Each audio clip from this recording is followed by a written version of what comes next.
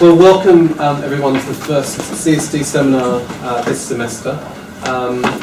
It's really great to be able to start with such an interesting thinker, and also a topic that is very much talked about, and this is very much for our new MA students and our undergraduate students who are also joining us today.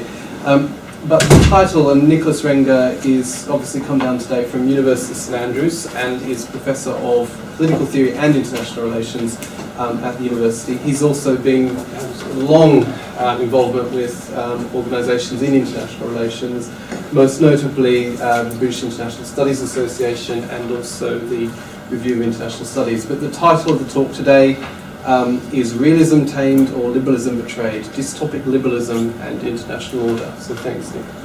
Thanks very much, Tom, and thank the department for the invitation. It's really nice to be here. I haven't been here for a couple of years. I noticed the department's got a new look at paint, which is looking very nice. I'm going to read the paper, or at least not all the paper, you'll be pleased to hear, but the substantial sections from it.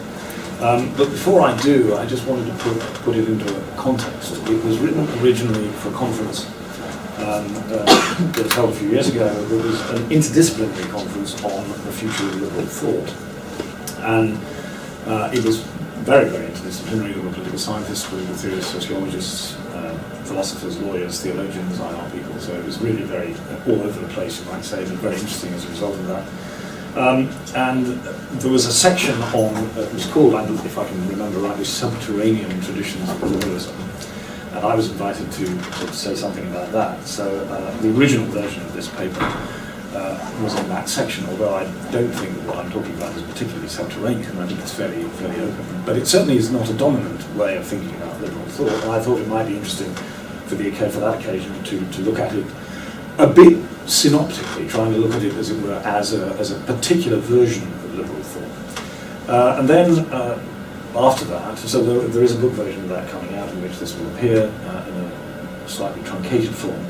And then I'm also doing a collection of my own essays for Routledge under the general title Dealing in Darkness, the Anti-Pelagian Imagination in Political Theory and International Relations. And this essay, a longer version of the essay, is one of the chapters of that. Now, the aim of that book is to look at what I'm calling the modern anti-Pelagian sensibility, which I argue cuts across traditional intellectual and political categories. So one can find conservative anti-Pelagians, liberal anti-Pelagians, Marxist anti-Pelagians indeed. And the particular group of liberals I had in mind when I was writing the introduction to that book are what I'm calling here the dystopic liberals. So that's the sort of background. This is where the paper originally came from. And as I said, what I will do, I will read the substantial sections of the paper for about 45 minutes, and then obviously we'll have Q&A and ritual abuse or tomatoes thrown from the floor, like anyone wants to do. That liberal political theory has enjoyed a remarkable resurgence in the latter part of the 20th century will not, I suppose, be challenged by anybody who has even a nodding acquaintance with the intellectual history of the last 50 years. In Anglo-American circles, at least, liberal thought is now the dominant voice, and even in parts of the European world where 50 years ago liberalism was the political theory that dared not speak its name, it's risen to prominence, as Mark Liller has pointed out in a collection of fine essays.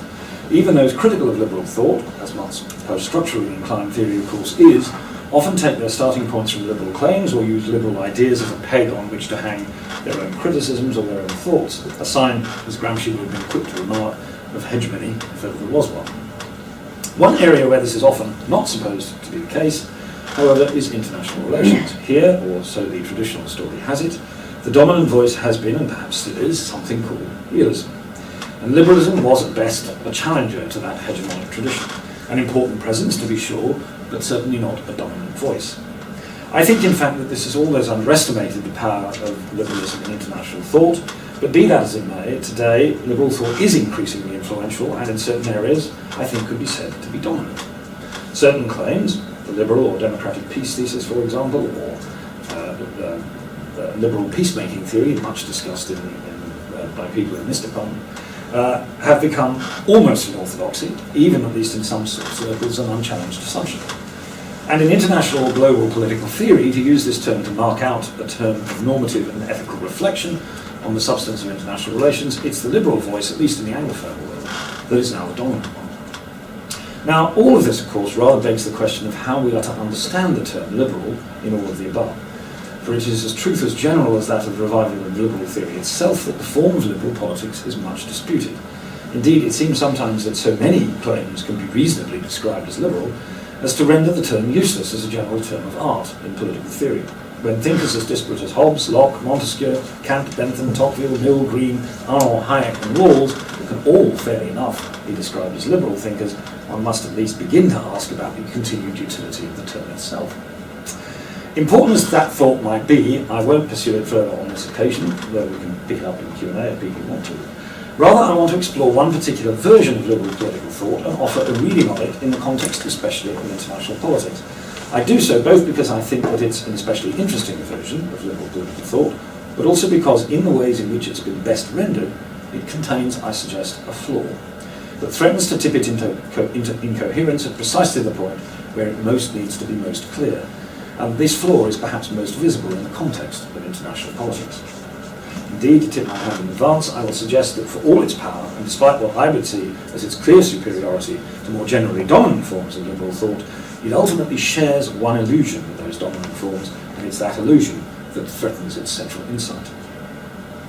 The argument I shall make has three broad stages. In the first, I shall offer a general interpretation of what I'm going to call dystopic liberalism.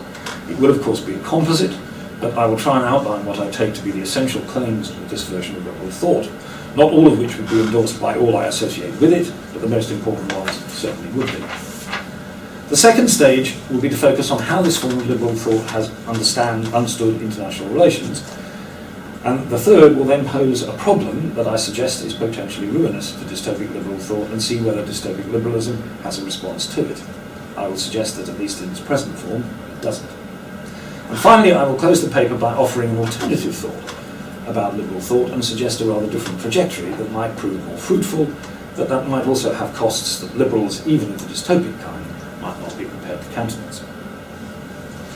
Okay, so the first section is called The Faces of Dystopic Liberalism. I think that the kind of liberal thought I want to discuss is best made clear if, to begin with, we contrast two distinct forms of liberal thought. The first I shall take to be expressive of the dominant forms of liberal theory in contemporary analytical political theory, though it too is a composite, but one might suggest that the paradigmatic versions of it can be found in Rawls, Dworkin, and other so-called egalitarian liberals, as well as in a very different form in thinkers like Hayek. Its central assumption has been well spelled out by John Gray, himself a dystopic liberal of a certain sort, as essentially the idea that there can be a rational consensus on the best way of life, however that is understood. Bernard Williams also refers to it as political moralism, a view of politics that sees morality as prior to politics as in important ways. This form of liberal thought is the form in which, in Anglo-American theory at least, it has become dominant, in part simply because it is the guiding set of assumptions that underpin Rawls' The Theory of Justice, and its offspring, far and away the most influential liberal political theory of recent times. It's also, interestingly enough, the form that has now become dominant in Anglophone international political theory as well, if we understand that term to indicate that area of ethical reflection on the circumstances and character of international politics. It's the liberalism of rights and obligations, of ever more complex accounts of distributed justice, domestic, international and global, of the possibility of realistic utopias and of ideal and non-ideal theory, in other words, of all the impedimenta of the still burgeoning rules industry. It's the second form, however, with which I will chiefly be concerned on this occasion, and John Gray has also given a good rough description of it. He suggests that on this alternative view, which he favours, liberal politics should simply be seen as a modus vivendi, predicated on the realisation that human beings can flourish in the context of many different forms of life, and so liberal thought is best seen as a liberalism of peaceful coexistence, a way of allowing such multiple forms to exist and coexist without too much conflict. Gray suggests that this form of liberalism owes a good deal to Isaac Berlin, who was of course his teacher, and I agree with Gray that Berlin is a powerful contributor, but not the only one. This version of liberal thought has been called a number of different things, and I am not sure that Gray's term, modus vivendi, is actually the best term for it, nor that he's right to suppose that it's simply a philosophy of peaceful coexistence. There could, after all, be a number of those, and they need not be distinctively liberal. Some might say, indeed I might myself, that Gray's current version of it is not. Perhaps the most arresting presentation of such a view that is distinctively liberal, however, offers the best general title for it, the liberalism of fear, a phrase taken from the title of a famous essay by the American political theorist Judith Shklar. Her version of it has for many become paradigmatic, and for very good reasons. However, as with the first version of liberal thought, there are subtly different readings on it. Shklar has, to some extent, pride of place, I think, but standing behind Shklar is her friend Isaiah Berlin, and alongside her are her and Berlin's friend Bernard Williams, and her friend and Harvard colleague Stanley Hoffman. And then standing behind him is his friend and teacher Rengger. And of course there are others, some more directly, some more tangentially related.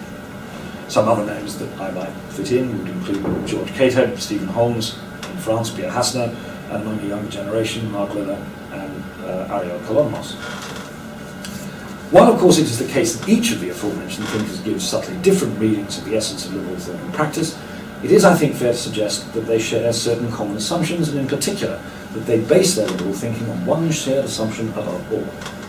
This assumption is that liberal thought, properly understood, is resolutely anti-utopian, that indeed it is rooted in its anti-utopianism. George Cato suggests that Shklar had what amounted to contempt for the utopian imagination, a contempt that found expression in her borrowing of Emerson's terms, the party of memory and the party of hope, and defining herself in that celebrated essay as a member of the party of memory, specifically the memory of the atrocities of the 20th century. Aron likewise many times suggested that the essence of his liberal thinking was suspicion of utopian ambitions. As he says, among the freedoms proclaimed by the Atlantic Charter, there are two that would have been ignored by traditional liberals: freedom from want and freedom from fear. Because want and fear are inherent to human existence throughout the centuries. That the ambition to eliminate them is new and shows an arrogance that, for example, Tocqueville would not have shared or approved is beyond doubt. And this ambition emerges from equating the tyranny of things with the tyranny of men. Pardon for the gender-specific language, but it's a quotation. Only men can deprive other men of the right to select a government and worship a god, but what men are responsible for and what men can conquer, want or fear. No social condition must be accepted as independent of the rational will of men. This expresses the common faith and the universal illusion of modern societies, wrote Aron in 1983 in his memoirs. Similar sentiments can be found in Shklar, in Berlin, in Williams, and Hoffman. So we can say to begin with then that dystopic liberalism is first and foremost anti-utopian. That is why I call it dystopic. But if it is it also anything else? For after all, there are many anti-utopians who are not liberals. So what distinguishes dystopic liberals from those who are merely dystopic? Again, Shklar, I think, provides the core assumption. Liberalism, she announces, has only one overriding aim: to secure the political conditions necessary for the exercise of personal freedom. Apart from prohibiting interference with the freedom of others, liberalism has no particular positive doctrines about how people are to conduct their lives or what personal choices they are to make. And Shklar makes clear how rare such a view has been in the history of both political thought and practice. It most certainly does mean that one cannot see, as some claim to do, liberalism as somehow expressive of the dominant ethos of modernity, a term Shklar thinks is riven with imprecision and dubious historical provenance in any event. And it also means that there is no direct relation of liberalism to either scepticism or the pursuit of the natural sciences or reason, two common claims about liberalism that Shklar also discusses. A skeptic might incline to liberalism, Shklar thinks, since whether the skeptic seeks personal tranquility in retreat or tries to calm the warring factions around her, she must prefer a government that does nothing to increase the prevailing levels of fanaticism or dogmatism. But inclination is not the same as identity. And as with skepticism, so with science. The alliance between liberalism and science, she remarks, is one of convenience. They were not born together. Science is far older. There is, however, one interesting difference between dystopic liberals, which might be worth commenting on this point briefly, since I want to return to it towards the end of what I have to say. One claim that a number of dystopic liberals, especially Berlin and Gray, would make is that while liberalism might rest at bottom on anti-utopianism, another scarcely less significant aspect to it is the recognition of valued pluralism, of the fact that there are multiple incommensurable moralities and identities that exist both within and between political communities. This is, after all, one of the most powerful reasons for seeing liberalism as a modus vivendi, according to Gray. Shklar's response to this, to Berlin's version of it, not to Gray's, was characteristically brusque. Whatever the truth of this metapolitical assumption might be, she says, liberalism can do without it. The liberalism of fear does not rest on a theory of moral pluralism. It does not, to be sure, offer a summum bonum to which all political agents should strive, but it certainly does begin with a summum malum which all of us know and would avoid if only we could. That evil is cruelty and the fear that it inspires and the very fear of fear itself. To that extent, the liberalism of fear makes a universal, even a cosmopolitan claim, as historically it always has done. Now here Sklar is drawing on her earlier work, most especially her MacArthur-funded study Ordinary Vices, where she states that cruelty is the worst thing we can do to one another, and in which the phrase the liberalism of fear first appears. But this claim also maps out a series of assumptions about what a distinctively dystopic liberalism should do, in brief, reduce the scope of cruelty and fear within society and indeed between societies, in international society. It's this insight that for many opens Sklar and other dystopic liberals to particular and concrete issues and questions within politics and political theory, and which allows dystopic liberalism to be a species of liberalism relevant to modern concerns, which allows them, in other words, to link, as it were, to other versions of liberalism, including the two that Sklar most persuasively differentiates the liberalism of fear from, the liberalism of rights, which she traces to Locke, and the liberalism of personal development, which she traces to Mill. While dystopic liberalism would be critical of notions of rights, certainly natural rights, and very critical of aspects of Mill's version of personal development, or rather, it would suggest, as Sklar does, that whatever virtues they might have are strictly speaking irrelevant to liberalism, that does not mean that dystopic liberalism cannot deploy such concerns if and when it is necessary.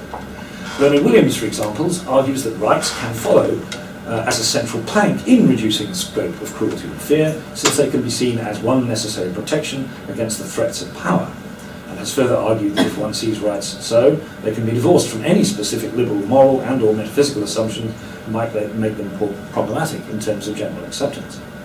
And as Michael Walzer points out in a characteristically perceptive essay on Sklar, even Sklar's emphasis on the negative can be open to more positive readings. For after all, Walzer argues, the liberalism of fear invites us to build, he uses a phrase of Sklar's, a bulwark against the onslaught of cruelty and fear, but a bulwark, Walzer says, is a defence. It has no function or meaning apart from that which it defends, so we have to fill in a picture of what it is that such a liberalism would defend. This would, I think, be accepted by most of the advocates of dystopic liberalism in one way or another. Even Sklar herself, most resolutely sceptical of all of them, seems to edge towards such a claim in her later writings on obligation, loyalty and exile. And yet in some respects it doesn't feel quite right. James Miller, in a perceptive essay, has said that Sklar's essays, even those later ones, are deeply unsettling and are meant to be unsettling. She actually said at one point, I mean to be unsettling. And her turn of phrase, and I would argue also her cast of mind, was very different from the liberals she otherwise found herself allied with, even close friends like Walzer. To Walzer's claim that inside the bulwark are men and women, complexly related with their personal status and sense of themselves, families and their varied holdings, customary rights and privileges, established communities of different sorts, different institutional arrangements, moralities and religions, contrast Sklar's acidic portrayal of human relations in her most important late work, Faces of Injustice, where we are told we are intuitively evasive and strangers to one another, and too ignorant of one another to judge each other. I want to suggest that this ambiguity, a kind of pulling on the one hand of dystopic liberalism back towards more conventional liberalisms, and on the other an ingrained scepticism that pulls in a different direction entirely, is something that marks most of the dystopic liberals. Bernard Williams, for example, for all his distrust and criticism of political moralism, doesn't want to break with other forms of liberalism completely. At the end of an essay honouring Berlin, for which he borrowed the title of Sklar's essay Liberalism of Fear, he remarks that the liberalism of fear is disposed not to be too sanguine about how secure what has been secure is, particularly since it remembers to look beyond national boundaries. It is conscious that nothing is safe, that the task is never ending.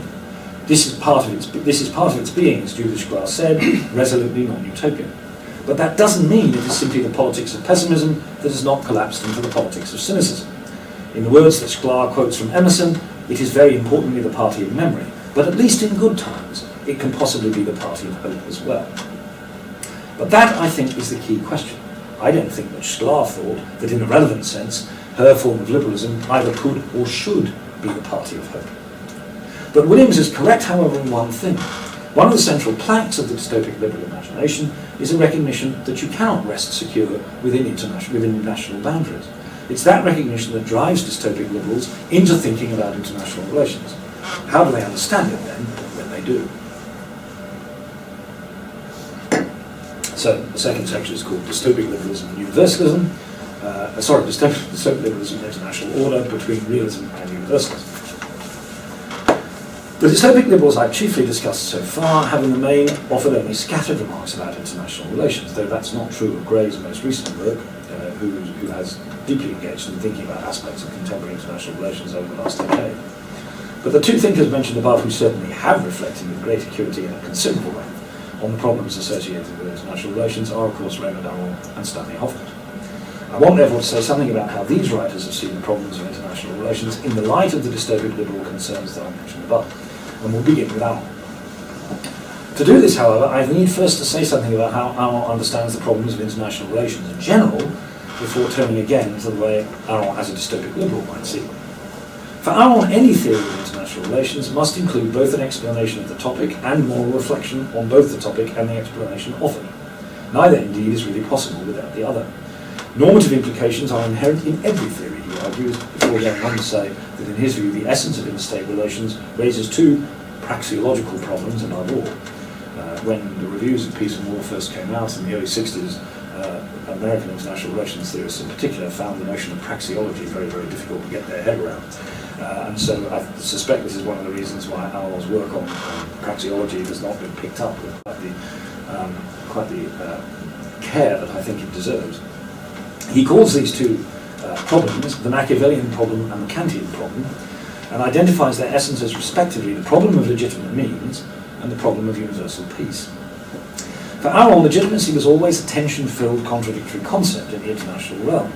Just as international society is a unique kind of society, the only kind Aron thinks which accepts resort to force as potentially legitimate, so the norms that govern such a society are unique, consisting in a compromise between, and not, please note, a synthesis of, what he calls the morality of struggle and the morality of law, each of which is the rationale, respectively, of the Machiavellian and Kantian problems. It's largely because of this that Aron's reflections on international relations came to have the form they did. Because these two problems together constitute the problems of international relations, one cannot offer an answer to the general problem that is in fact only an answer to one of the problems and not to both. It's for that reason that Aron does not give a standard, quote, realist answer that international relations is fundamentally about power or material interests. Such a view ignores the necessarily central elements of moral choice in all political life, including the international. The realist who asserts that man is a beast of prey and urges him to behave as such, Aron tells us in Peace and War, ignores a whole side of human nature. Even in the relations between states, respect for ideas, aspirations to higher values, and concern for obligations have always been manifested. Nor, however, could Aron opt for any particular version of a reformist or radical answer that ignored the provenance of the Machiavellian problem. We can ignore, denigrate states and their problems, devise a new international order, create international justice, etc. None of these, he thinks, are answers to both questions. They're only an answer to one. If we recall the earlier discussions of Aron's notion of freedom, we will remember that Aron's concern was that the traditional liberal concerns with freedom from despotism, rights, constitutional procedures and so on, was increasingly being conflated with what we might today call the liberal universalist or cosmopolitan claim to master nature in order to make a much larger freedom from wanton fear possible, and that in fact this ambition was ruinous to liberal politics properly so called. And Aron's concern in international relations was, I think, that it is only the older liberal politics that offers a plausible way of responding to both of his questions without collapsing one into the other. And since the Kantian problem can never, as it were, be completely solved, that would run the risk of collapsing everything into some sort of vulgar realism. That, I think, is the significance of the epigram from Montesquieu that Aron chose for the frontispiece of Peace and War, that in time of peace, states should do the most good, and in time of war, the least harm as possible. This had the corollary, of course, that interpreters of international relations must pay attention to the character of a political regime and the way that it behaves, but recognise that its behaviour will in part be shaped by its context and its circumstances. In our epoch, he writes, instead of repeating that all states, no matter what their institutions have the same kind of foreign policy, we should insist upon the truth that it is more complementary than contradictory. No one understands the diplomatic strategy of a state if he does not understand its regime and the qualities of its regime. Aron's own way of responding to the double problematic that he'd sketched was to emphasise, as he had done in many other contexts, the importance of prudence. Though it's a prudence which, as Brian Anderson and others have pointed out, is shaped by Aron in a very particular way. The only morality which transcends the morality of struggle and the morality of law, Aron says, is what I would call the morality of prudence, which attempts not only to consider each case in its concrete particularity, but also not to ignore any of the arguments of principle and opportunity, to forget neither the relation of forces nor the wills of people. Because it is complex, the judgments of prudence is never incontestable, and it satisfies completely neither the moralists nor the vulgar disciples of Machiavelli. And it's worth emphasising here that Aron is using the term prudence in its original classical sense, not the sense in which we conventionally use prudence. It's not merely risk-averse behaviour, it is a prudent man, for a Latin sage, someone who knows when to gamble and when not to gamble, but also understands the exercise of gambling is necessary in certain contexts, so that's precisely Aron's point. It's that conception of prudence that guided Aron in all his concrete judgments on events or processes, people or personalities. He explained its origin in a central passage in his memoirs. Asked to talk to an under-secretary at the Foreign Ministry on his return from Germany, he spent 3 years as a visiting fellow in Germany as a young scholar. In 1932, Aron gave a lecture. This is now quoting Aron. Brilliant, I suppose, in the pure style of a student from ANS, Economie Supérieure. The under-secretary listened attentively. He then answered, meditation is essential. Whenever I find a few moments of free time, I meditate. So I am grateful to you for having given me so many subjects for meditation. You who have spoken so well about Germany and the dangers appearing on the horizon, may I ask you one question? What would you do if you were in the minister's place? That question was never far from Aron's mind when he analysed political events, near or far, domestic or international, as a political commentator or a scholar. And it allowed him to steer a course between what he saw as the competing poles of realism and universalist liberalism, without in any sense giving a sense of drift or simply going with a common view. Often Aron's answer to a question would indeed be very critical of the minister, indeed of the first minister. His break with the Recorder of Algeria is an example of that. Or indeed of other political actors of various kinds. But there was always an attempt to see the situation whole in all of its contexts and to recognise, therefore, the context of judgment for this or that actor. This conception of prudence is central to his thought as a whole, not just to his thinking on international relations, but it's perhaps most visible and most important there. It informs his analysis in his book on nuclear strategy, is strongly present in his works of contemporary history, perhaps most obviously The Century of Total War, and is central to his interpretation of Clausewitz, the most impressive work of his old age, and one of the most impressive readings of Clausewitz in any language that I am aware of. And of course, as we've already seen, it dominates the interpretation of international relations laid out in Peace and War. It's a profound refusal to collapse the antinomies of which human life and conduct are made up, and it shares with other iterations of dystopic liberalism a resistance both to the utopian forms that even in Aron's day were beginning to dominate liberal thought, and the non-liberal dystopia that Aron saw in what he called unadorned realism. Aron's prudence is the best way, he thinks, perhaps the only way, in which the fear inherent in the international political condition might be confronted and at least partially reduced. Stanley Hoffmann's work adds powerfully to this sort of reflection on international politics. He's offered perhaps the most sustained and illuminating set of reflections derived from the dystopic liberal imagination in contemporary international relations. At least from Duties Beyond Borders in 1981, indeed in some respects since the State of War in 1965, Hoffmann has sought to grapple with the ambiguity that he perceives as central to thinking about international politics, the ambiguity that he broadly shares with Aron. His commitment to liberalism and his unflinching realism when it comes to analysis of international relations are both sustained by the liberalism of fear. He was a graduate student with Sklar and became a very close friend of Sklar's, and they clearly influenced one another very profoundly.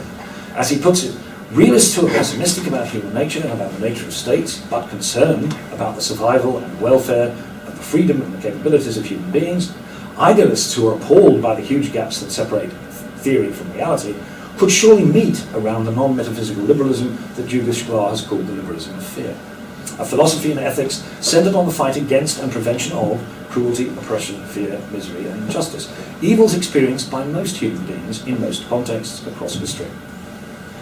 In another essay, he spells out what that would mean in the context of international relations. He speaks of there being two fears characteristic of, indeed inherent, in international relations. I mean, this is clearly a riff, in a sense, on the Machiavellian and Kantian problems that Aron talks about. One is the fear of anarchy, of a world without norms in which states are too weak to protect or all too willing to terrorize their own subjects. The other is the fear of unfettered superior power, of imperial domination presenting itself as the only alternative to chaos. Both chaos and imperialism breed violence and war. War and violence today, in all their forms, are the greatest source of fear in international society. The essay was written in the early parts of 2004, published in 2006. It's quite clear that he has the war in terror, amongst other things, in mind. Of course, there is no simple remedy against or cure for the state of war, but there are ways of reducing the fears it provokes. As with Aron, Hoffman insists that such ways are always context dependent. They will require guides and leaders, that is to say, a strong sense of agency in the world. Most of all, they will require the kind of prudence that Aron insisted was the indispensable handmaiden of a properly constituted liberal international theory. Hoffman suggests that just as in domestic society, Sklar's liberalism of fear requires constant vigilance, one of the reasons, remember, why for Sklar liberal politics is so difficult and so rare, so in international relations, the freedom from fear requires a network of inspections. In the never-ending battle against fear, ignorance means doom. Sharp light, transparency, and publicity means hope for the victims, worries for the victimizers, and encouragement for oppositions that fight against state or private violence. Quoting Camus' La Peste, he ends the essay with a perhaps prototypically dystopic liberal refrain. We need, of course, to remember, he tells us, and he's paraphrasing Camus, that after the plague, a new one will one day come to awaken its rats and send them to their deaths in a happy city. But our duty remains to fight the bacillus that never dies or disappears with as much lucidity and ardour as we can muster. In other words, the victories we win are only temporary. That doesn't mean for Aron or for Hoffman that they're not victories. This attempt to tie a certain sort of realism and a certain sort of liberalism together is common to the other dystopic liberals as well. Berlin, for example, though not someone who wrote much about international affairs in any organised way, was every bit as critical of unvarnished realism or Hoffman, and for very similar reasons. Whenever you hear a man speak of realism, he famously said in one lecture, you may always be sure that this is the prelude to some bloody deed. And Williams, in several essays, has tried to emphasise a pathway between a naked political realism and a dystopic liberalism that is aware of the intractable character of political power. John Gray, in his 2007 book, Black Mass, explicitly suggested a return to realism as the only way to cope with our situation, but it is a realism wedded to a certain sort of dystopic liberal assumption that he developed in other works. So here we might say we've reached the core of the dystopic liberal project in international relations, an attempt to navigate between the scylla of universalism, whether liberal or of other kinds, and the Charybdis of a realism that is Williams's pessimism becomes cynicism come to life, and all the while to retain the central element of the liberalism fear in place. The question is whether such a middle way is possible, whether it is possible, as it were, to tame realism without betraying liberalism. Third section is called After Dystopia, the illusions of a liberalism without illusions. It goes without saying that I think what I've been calling dystopic liberalism is enormously interesting and extremely powerful as a counterweight to other, how should we put it, more idealistic, less robust forms of liberal political thought. Each of the writers I've discussed is justly celebrated as an acute and rich scholar of political thought, international relations, philosophy, or in some cases all three. Their work contains insights any student of political theory or international relations could not fail to learn from, and for the most part, they are also prose stylers and writers of uncommon elegance and range, often in several languages. I stress this because what I have to say in this final section will be seen quite rightly as being sceptical of the ability of dystopic liberalism to deliver what it promises. But I should like to add that scepticism is not always the same as hostility. I share a good deal with the dystopic liberals. I just think that there might be a better way of understanding and perhaps sustaining those things we jointly share than the ways they've laid out.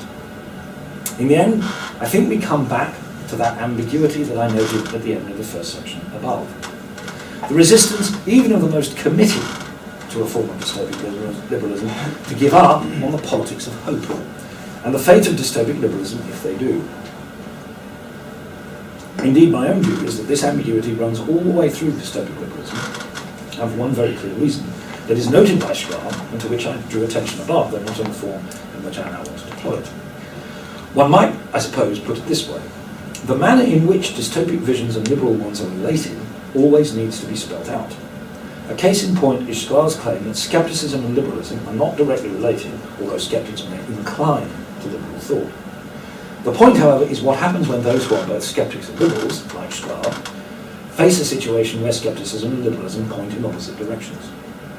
They must ultimately, I think, decide whether they are liberals first and skeptics second, or the other way around. If the former, then the temptation of what Miller rather archly refers to in his essay I quoted earlier, on the power that positive thinking confers, will always be present, however much dystopic liberals may also recognise the traps that lie ahead. The result, I think, will be a permanently unstable mix of commitment to classically liberal ideas and practices, perhaps adapted to new contexts, But then a constant backsliding as such ideas and practices seem to require ever closer approximation to the utopian thought that dystopic liberalism must eschew. This ambiguity is especially clearly displayed, I think, in Williams's thought, perhaps all the more so because his explicitly political thought was late and only partially developed, though expressed with all his usual intellectual fecundity and persuasiveness of expression. But there's a good deal of it in Hoffman as well. Hoffman has his own defence that he prefers ambiguous eclecticism to thoughtless fundamentalism, and that's a very human and attractive response, but it doesn't solve the problem. It's also possible, however, for dystopic liberals to see themselves, in a sense, as sceptics first and liberals second. Such, despite her protestations, as well as many of those of her friends and colleagues, is how I at least read Sklar. Miller suggests that we see her and cherish her as a classical kind of Pyrrhonist, outwardly engaged, inwardly detached. Note that I don't suggest that this necessarily means she is wrong about her own commitment to liberalism, only that in fact for her scepticism and her liberalism ran together and never ran afoul of one another. And the reason, I think, was rooted in her own history. Mark Liller, her former student, has suggested that her vision of political life was deeply, perhaps too deeply, marked by the catastrophism of modern history. And I think it's certainly true that her sense of history supported, in a sense, both her liberalism and her scepticism, and that for her a choice never had to be made. But that was, so to say, a contingent rather than a necessary relation. Not everyone would be so lucky. For some other dystopic liberals, however, it seems sometimes that liberalism shrinks almost to vanishing point as the scepticism takes more and more hold. Such, I think, would be one way of reading John Gray's progressive evolution from Hayekian liberal to liberal critic of the new right to modus vivendi liberal to dystopic liberal proper, as it were, and now perhaps to a kind of naturalist scepticism who was certainly dystopic, but increasingly appears less and less concerned with anything that could reasonably be called liberal. If it is to avoid such constantly jarring existential choices, the crucial assumption that dystopic liberalism must make is that it is possible always to steer between various different forms of universalism on the one hand and simple capitulation to power, force and interest with all the ensuing cruelty and fear on the other. This is the one illusion, or so it seems to me, that the liberalism without illusions, that's the title of the Feshfield that was edited for Sklar, must retain. For if it is not true, then there will be times when the choice between universalism and realism will have to be made.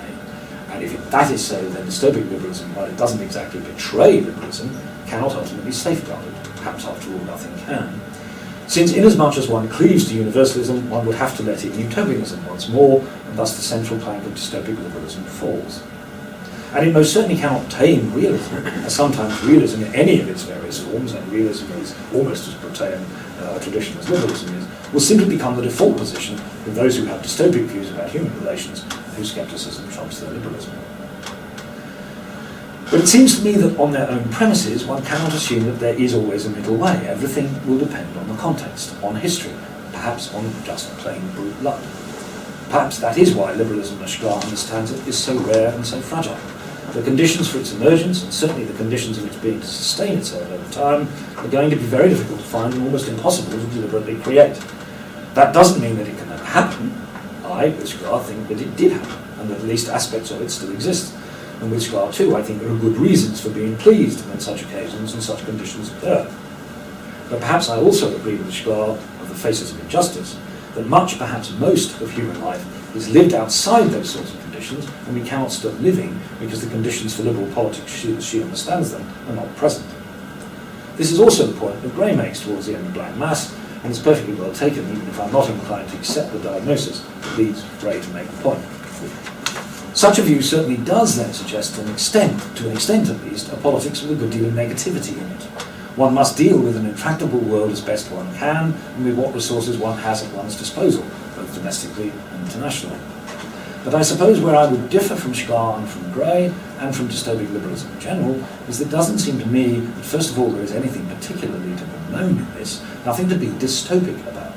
It's simply what human life has always consisted in, for good and ill. In this respect, there is another illusion, or maybe the shadow of one, hanging over dystopic liberalism. It is simply that dystopic visions always run the risk, after all, of becoming the mirror images of the utopian visions they reject. As Michael Oakeshott memorably said apropos Hayek, a plan to resist all planning may be preferable to its opposite, but it's still part of the same style of politics. Perhaps the greatest danger for dystopic liberalism is that it simply becomes a dystopic counterpoint to the harmonies played by either realism or universalist utopian forms of liberalism, in which case it has nothing to bring to the table itself. The point, I suppose, is simply to say that one can agree with much of what dystopic liberals claim about the rarity and fragility of liberal thought and practice, about the importance of not being utopian, about the centrality of freedom for liberal politics, without being in the least dystopic. Indeed, I go further and suggest that if one cherishes at least some of the things that dystopic liberals also cherish, it's much better not to be dystopic. In addition to mirroring to utopia, dystopias have a rather pronounced tendency to exaggeration, shrewdness, and entirely non-Dionysian pessimism. Realists who constantly emphasize the tragic character of the human condition are cut from the same cloth in this respect, and as I've argued elsewhere, it does not seem to me that one can see human life as tragic in the relevant respect, unless there is a kind of a world where human life could be fundamentally different from the way that it is here. If we cannot assume that, then human life is not tragic, it's just life. And equally, one should see political life not as dystopia, but just as political life, in all of its variety and messiness. Of course, this doesn't mean that there are not political forms and actions we do and should prefer, and political forms and actions we do and should excoriate. Such preferences are, however, as dystopic liberals would all accept, rooted in our histories, complex, multifaceted and hybrid as they are not some features of a universal condition of humanity, whether actual or potential, and we should accept too, I think, as perhaps not all dystopic liberals would, that even those political forms we rightly value will often be partial, compromised or divided. Let me close these remarks with one further reflection. If we abandon the dystopic character of dystopic liberalism, we're left, I think, with a form of sceptical liberalism that has no guarantees. It's also, I would say, necessarily more rooted in scepticism than its liberalism. And this brings me back to my opening comments. For it seems to me that the sceptical anti-perfectionist political philosophy, which both I and the dystopic liberals I've discussed here would agree is the best way of understanding and grounding our political contexts, must be sceptical first and only secondarily liberal, in part simply because of the ubiquity and multifaceted character of liberalism. I said at the outset that the term is now so wide it seems almost useless as a meaningful description of political theory. Of course, we're not about to abandon it. It has too great a hold on our imagination and our history. But notwithstanding that, we must be prepared to be sceptical about all forms of liberalism, in particular contexts and on particular occasions, even a resolute and profound anti-utopian liberalism. Schbar was correct, I think, to say that the central political aim, like some have heard, was to secure the political conditions necessary for the exercise of personal freedom, but wrong to ascribe that to liberalism as such. For as she herself emphasised, there are versions of liberalism that effectively frustrate that aim. Rather, this is the certain task, political task, of a certain sort of scepticism, for reasons that will overlap with those of the dystopic liberals, but will by no means be synonymous with them. Scepticism, in other words, is the operative dimension rather than liberalism, it seems to me. And scepticism, as George Santayana once wrote, is the chastity of the intellect and should not be relinquished too readily or too soon. Thank you very much.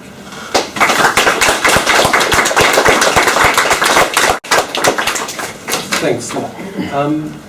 We've got about an hour and 10 minutes, possibly, for questions, but before we raid the CSD minibar, but we'll see where the questions take us, and obviously we enjoyed your paper, exploring the liberalism of fear. So first of all, any questions?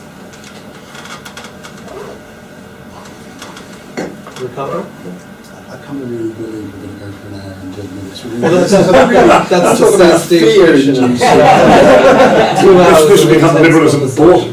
Yeah, and that was a really considered piece that you read it, and I'm sort of reeling from the sheer scope of it. But I have a couple of just things. I was struck by the idea that dystopian liberalism is largely negative in the way it operates on knowledge claim, a given knowledge claim, and that how close that was to something like Philip Pettit's notion of republicanism, where it is a rejection of domination. And actually that ancient trope of Athenian democracy, whereby democracy is what you do in the face of the threat of tyranny. And whether in some funny way all these things are sort of collapsing together so that there's some other thing going on that I'm not sure how that works, but just only to relate that then to what I think was very powerful in what you said, which is And another possible way of putting it is the idea that skepticism is actually not purely a negative knowledge. Actually, it contains a positive valence, and I think that the place I've seen that worked is in Plato's Theaetetus, where the turning of the tables, the peritrope, takes place against Protagoras. Man is the meaning of all things. Well, that's a complex knowledge claim. So I'm just sort of asking you to, if you could reflect on that, help me. Let me take the first question first, and then I'll come back to Plato and positive skepticism later.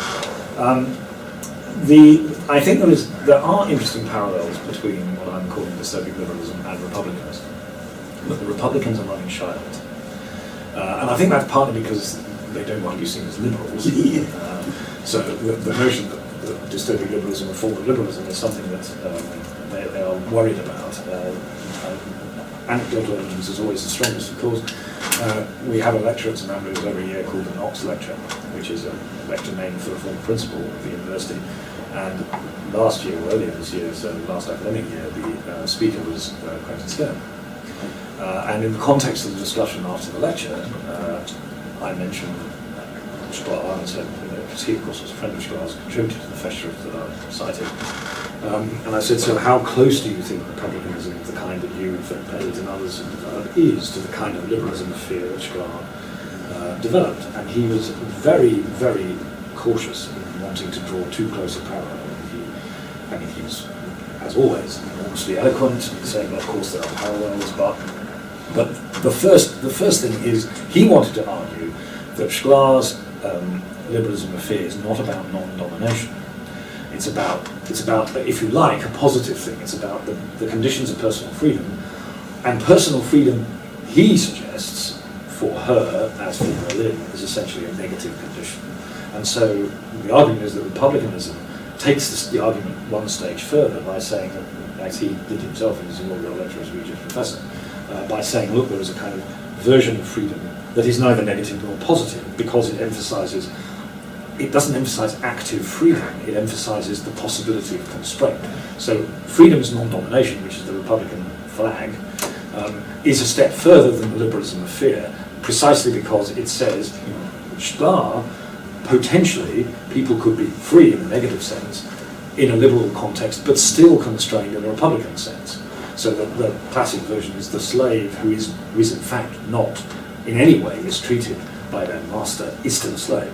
The fact that they might be free to do anything they like for a Republican does not mean that they are free, whereas Skinner was arguing that for Schlar it might mean that they were. Frankly, I just think that's wrong. I think that Schlar, if were she's still alive, would have simply said no. She didn't say freedom, she said political freedom. But what the essence of liberal politics is the conditions that are necessary to secure personal political freedom. And if you are subject to the will of another, then that is no longer personal political freedom in the sense that she meant. So it seems to me that at one level, there is a very strong parallelism between certain forms of republicanism in the modern academy and what she's getting at. But again, they don't want to call it liberal. And in a certain sense, I think this is the higher theology of contemporary Anglophone political theory, which is to say that because in a sense the Republicans like Pettit, to a lesser extent Skinner, but certainly Pettit, are defining themselves against Anglophone Rawlsian, sub-Rawlsian political theory. That's the liberalism, and it's therefore they don't want to be seen as liberals. My argument would be, and I think this is, it becomes more interesting if you look at the recent work that Pettit has done on taking republicanism beyond the state. So the special issue of the European Journal of Political Theory, which had a series of essays, not just from Pettit, but from others, on political theory beyond the state and what Republican political theory beyond the state looks like. It doesn't look quite like the Hoffman-Aron version. And so it seems to me that one way in which you're going to be able to get purchase on the differences between republicanism and dystopic liberalism is precisely in the way that they approach international relations. Republican has a much more ambitious agenda, I think. And again, you can see that in a lot of Pettit's more general writings, where he works with Bob Goodin and others on theories of institutional design. And I suspect that if you'd asked Julie Schlar about institutional design, she would have muttered the word legalism, which was, of course, her first book, and it was a strong critique of what she saw as an instrumentalist conception of institutionalism or legalism. So I think that there are interesting areas where the differences between republicanism and liberalism will become apparent as the Republican agenda develops and morphs and becomes yet more popular and widely commented on. Second comment on positive skepticism, that's obviously not something that's very much touched on specifically in the paper, but it very much is touched on in the book, because the concluding chapter to the book, which is, the book is a collection of essays, as I said, about half of which have been previously published and others were given as conference papers or as talks at various places, but the introduction and the conclusion are new. And so this is this flimsy fig leaf which I offer for reasons for people buying the book eventually when it comes out, because it's not just rehashed old stuff. And one of the things that I want to try and do in the closing chapter is really to make a case for a certain kind of skepticism that is not Pyrrhonian or Pyrrhonist, but is potentially constructive in that it offers opportunities, epistemic and moral opportunities. And I draw on the work of a number of people in that context, Santayana, who I quoted at the end, Michael Oakeshott, and a very fine book on pessimism as a philosophy by the American political theorist Joshua Dinstad, in which he points out that people assume that pessimism, they equate pessimism as a philosophical standpoint with pessimism as a dispositional category. And that is a fundamental error, that one can be pessimistic, or in what I would call skeptical, without in any sense being pessimistic dispositionally or kind of just retreating to your garden to cultivate the roses. You know, there's a lot that I think you can do with skepticism, so I would entirely endorse the idea that skepticism has a positive focus and should have a positive focus, and in a sense the argument of the book as a whole, I mean, it is a book composed, as I say, of essays, and I don't try and eliminate the fact that these are separate essays, but they're all concerned with this thing called the anti-Pelagian imagination. And what I try and argue at the end of the book is that the best way of conceptualizing anti-Pelagian imagination in the contemporary context is as a form of, if you like, positive skepticism. And a question from Dan? Yeah. Oh yeah, thanks. At the start you said there's a number of different versions or types of liberalism. Sorry? At the start you were saying there's a number of different versions of liberalism, Yeah. but then in the paper you base it around this distinction between one group of liberalisms which you call utopian or maybe universalist, and then the dystopian on the other. But I just wonder, could there be some versions of liberalism that sit in between those two? So, for Yes. example, I was wondering about Rawls, who obviously started out as a universalist. And by the way, I'm not an expert on Rawls, but he then changed in his later work and then changed and moved away from the universalist change to sort of I mean, the answer to the question in general terms is yes, you're absolutely right. I'm stacking the deck, and I'm stacking the deck partly for effect. I wanted to contrast this group of liberals with other forms of liberalism that offer more obviously. I mean, utopian is also a term that we might want to abandon as a term of art, but more obviously strong, as it were, positive messages. So a strong rights-based liberalism, or a strong liberalism of personal development, or something like this. Now, there are obviously, and my opening remarks about the utility or lack of it of liberalism as a term is meant to gesture towards this. There are obviously many, many different forms of liberalism, and any attempt to categorise them is going to some extent to be an exercise of fruitless taxonomy. So you're absolutely right to say that there are. One could make much faster, much firmer distinctions. So, I mean, I lumped together in my opening category, and I was following here various people, including Bray, people like Rawls and Hayek, who many people would say, well, that's ridiculous. How on earth could you lump together Rawls and Hayek? Well, there's a certain sense in which, of course, it's ridiculous.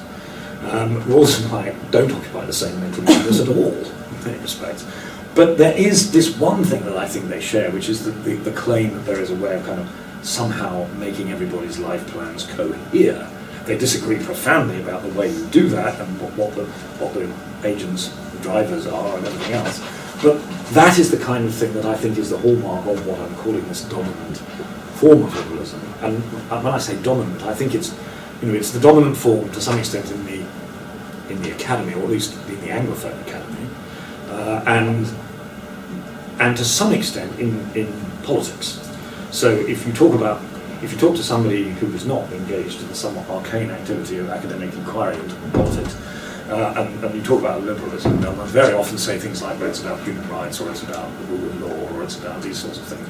And these are often the kinds of things that you associate with that dominant group of thinkers. So, I mean, I think you're right to say that it's a bit of a cheat.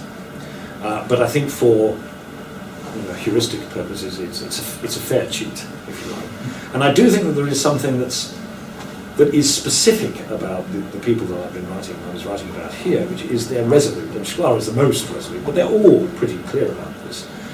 They're resolute anti-utopianism. Sklar, if you read particularly her earlier work, I mean, Katie was absolutely right. She's contemptuous of utopianism. And I think she's contemptuous because she thinks, how can anyone believe in this stuff any longer after what we've seen so far in the 20th century? So that is one of the things that's driving her contempt. But in a much more sort of anglicised and polite and Oxbridgey way, Bernard Williams expresses the same kind of sentiment. There's a discussion in the introduction to his collection, his late collection of political essays, where he is quoted as responding to somebody who asked him a question about his views. His view on this particular occasion was he was talking about why he thought Thucydides was a better guide to politics than Plato, and indeed to philosophy than Plato. And somebody got up and asked a question about, well, what about how we improved a lot of people in various parts of the world and how we build rights into the processes and so on.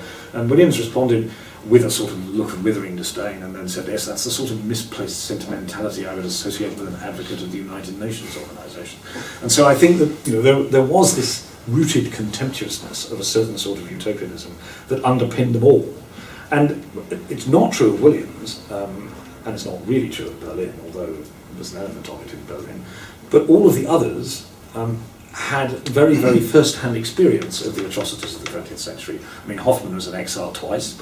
Sklar was in exile. Berlin was in exile, not because of the war, but because of the revolution. So I mean, I think and Aron was, of course, exiled during the war in London. So I think there's a certain sense in which the realities of 20th century history were very, very real for a lot of these people. And so I think that underpinned, that's an explanation for why I think the anti-utopianism is so powerful for them. And I think that it is a corrective to aspects, at least, of contemporary liberal theory, which adopts the approach that I sometimes call the applied ethics approach. That they say, right, well, what you do is Rawls is absolutely guilty of this, in my view, both in the early and the later work, the sort of the dropping of the formal sort of semi-metaphysical assumptions of a theory of justice doesn't make a difference in this respect, which is that what you do is you work out what a just society would look like by methods of very abstruse philosophical analysis, etc. And then you look at the way the world is and you say, right, well, the world isn't matching up to that very well, so how do we somehow drag the world closer to the model that we've developed? And I think, particularly if you read an awful lot of the cosmopolitan international political theory, which I do as a kind of professional responsibility, this is even even truer of much of that than it is of Rawls himself or of some of the earlier Rawlsians.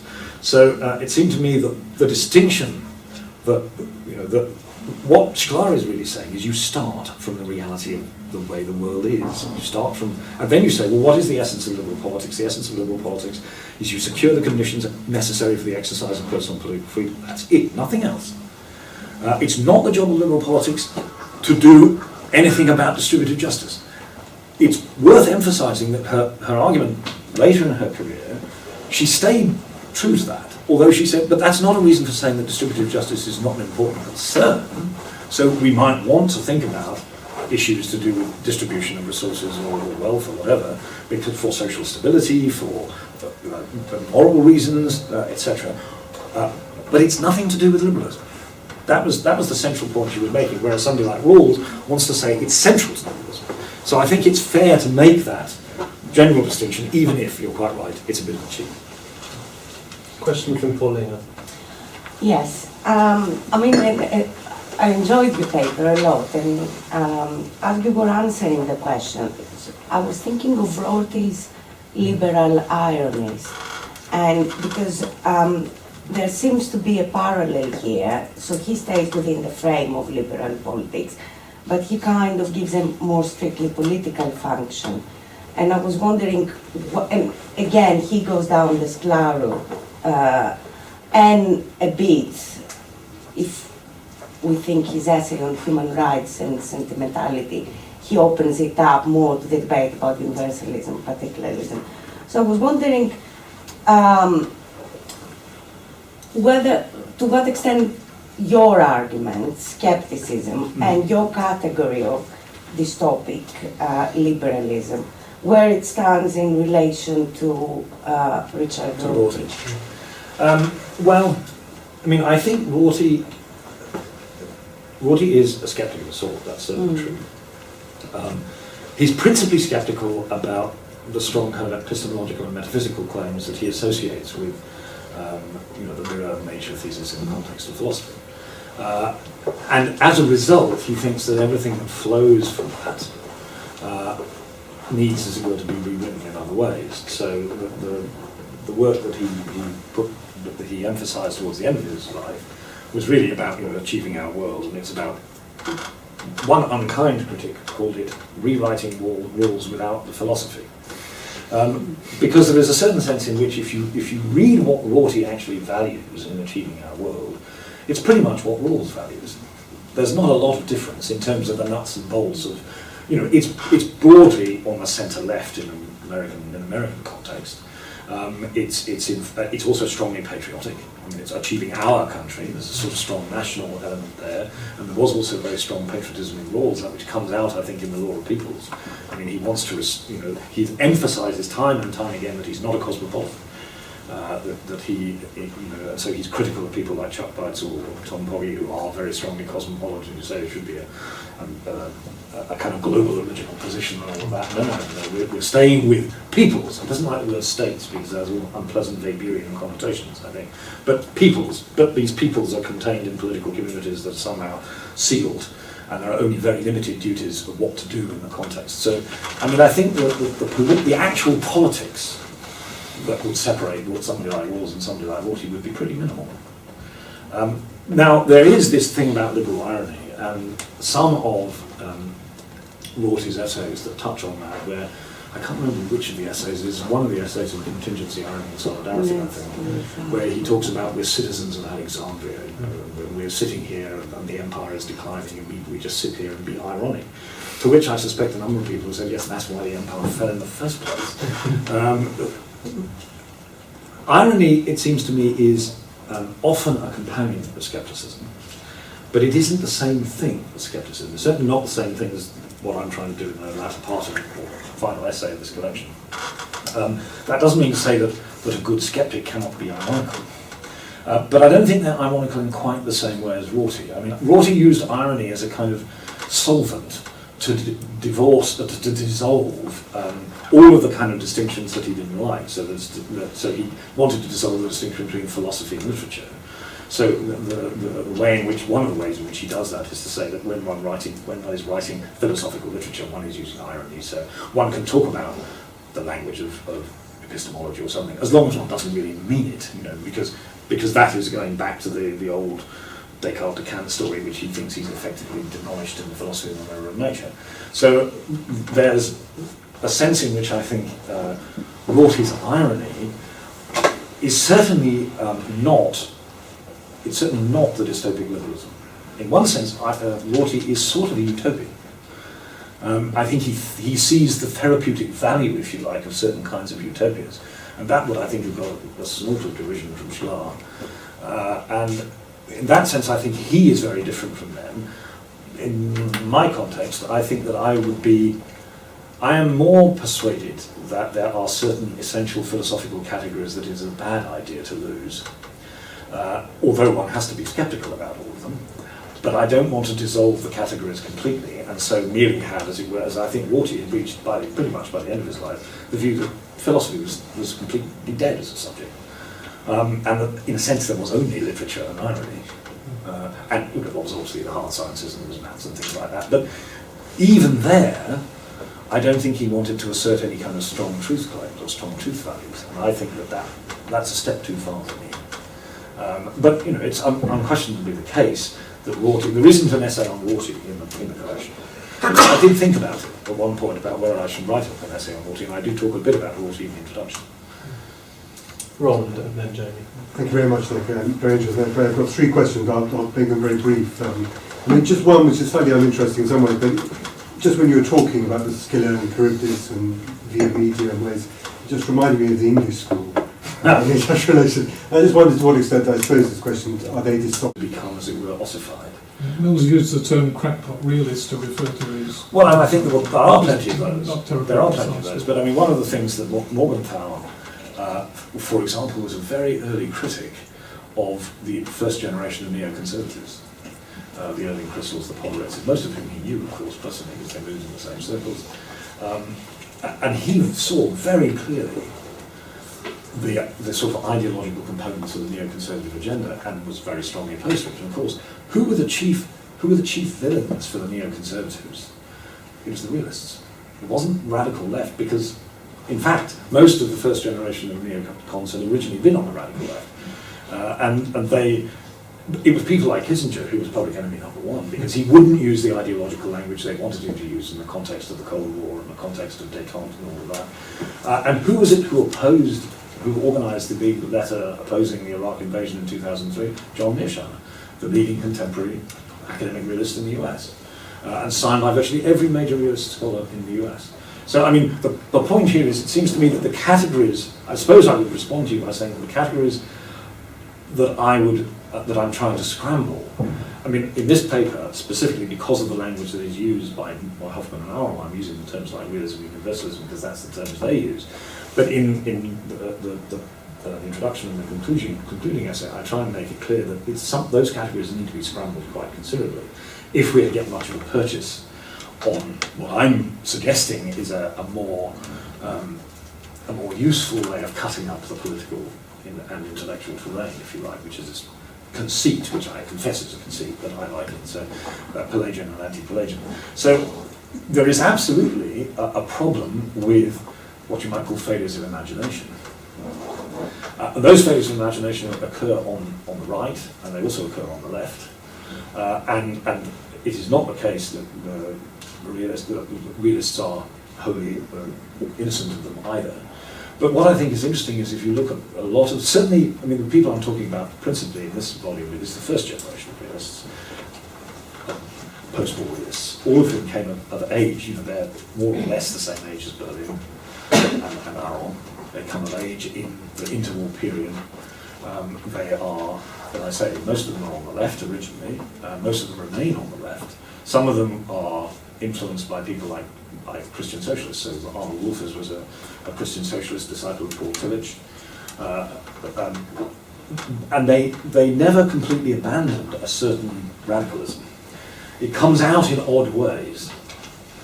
I mean, in Morgenthau's case, it comes out in particular in the context of Vietnam, as I said, but also he comes to the conclusion by the end of the 1950s, early 1960s, that the state system is played out. And that effectively, if we're going to have any chance of succeeding into the next century and beyond, we have to have, at least in certain forms, world government. This is not what you associate with political realism. Morgenthau's response when that challenge was made to him is that this is realistic. If we don't do this, nuclear weapons will destroy us, or we'll destroy ourselves with nuclear weapons. So nuclear weapons, but also the fact that the state system was becoming too unwieldy to deal with some of the major problems that he saw emerging towards the end of his life. He dies in 1980. Environmental crisis, which is obviously a very big topic now, but wasn't a big topic in the same way then. The role of technology, the character of technological change. All of these things are making traditional understandings of international politics, Morgenthau thought, increasingly problematic. And that, I think, is the radicalism of the young Morgenthau comes out towards the end. And Morgenthau, in that sense, was never a traditional Cold War liberal. He wasn't Arthur Schlesinger. He wasn't the people who were attending the New Frontier. And that sense of the power that the realists have, coupled with the problems that they face. So there's 2 essays in the collection looking at different realists and their problems. Some similar problems, but also additional problems, because I think the sense of crisis that somebody like Morgenthau had was a very different one the sense that somebody like Schlar had. And it's much more tied to people like Nietzsche and Weber than Schlar's was. And Morgenthau never self-describes, well, very occasionally, but never really self-describes as a liberal in the way that Schlar did. Okay. We've got probably, Matt was going to be the last question, but if we could add tack your question, Rob, on that as well, and hopefully we will finish at past 6. Just No, we're not time watchers, we think. Thanks. I have another question on positive scepticism, and I was wondering where the negative strand of Frankfurt School critical theory might fit into that, because it strikes me that there's some interesting parallels. First of all, in that their formative years were in Europe, in the interwar years, so there's some interesting parallels there with some of the thinkers you've been talking about. But also that there's this very strong pessimistic, and I think I'd call it pessimistic maybe rather than sceptical, strand to their thoughts, in that someone like Adorno is highly contemptuous of strong utopianism of any kind, but also very sceptical about any sort of affirmative attitude, obviously, to current social conditions or liberal values. So he's pessimistic, sceptical in a very strong sense, but constructive in that scepticism is sustained in part by a sort of minimally utopian attitude to that which escapes liberal values and what he called identity thinking.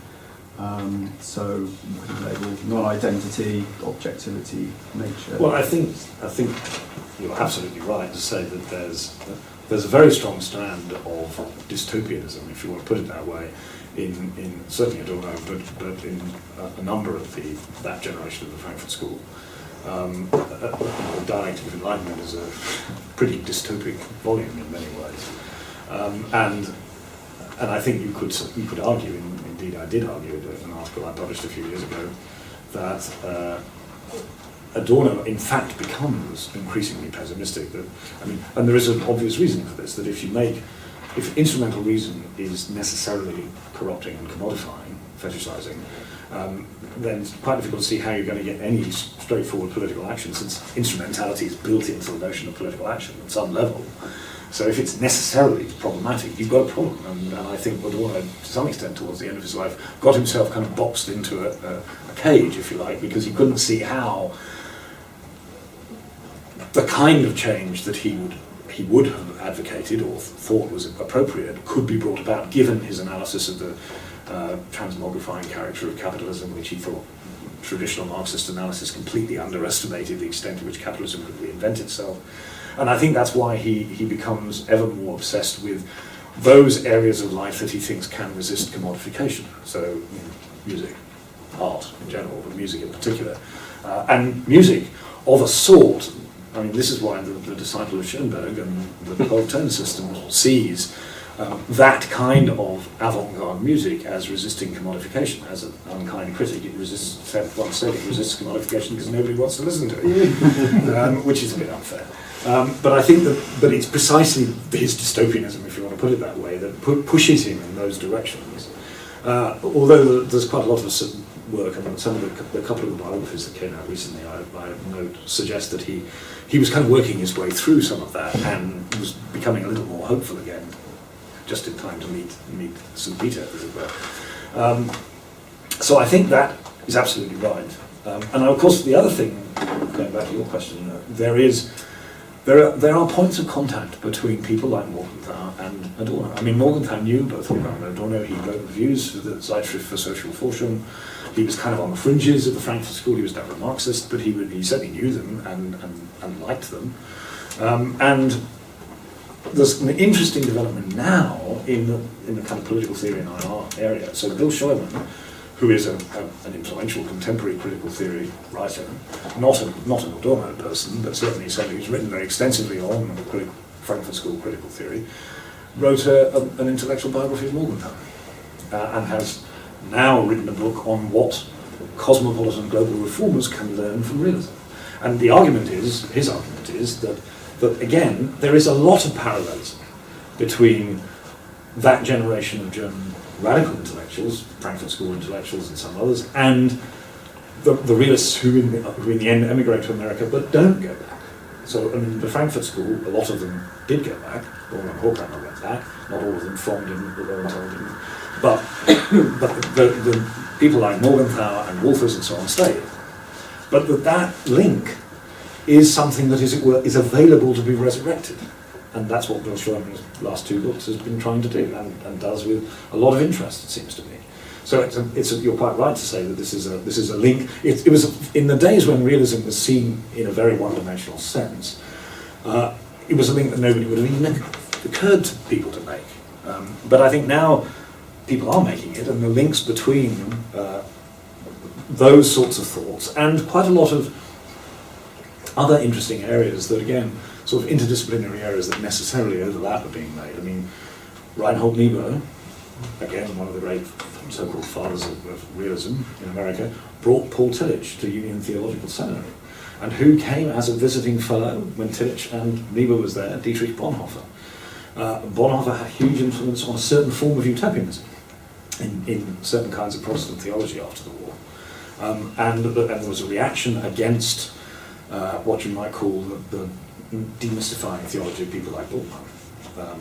And so those sorts of connections, which I think are really interesting in terms of the intellectual history of various different forms of moral and political thought in Europe, both, as it were, domestic and international, if those categories need to be used, are now being explored in ways that they haven't been over the course of the last 25 to 30 years, and I think that's hugely interesting.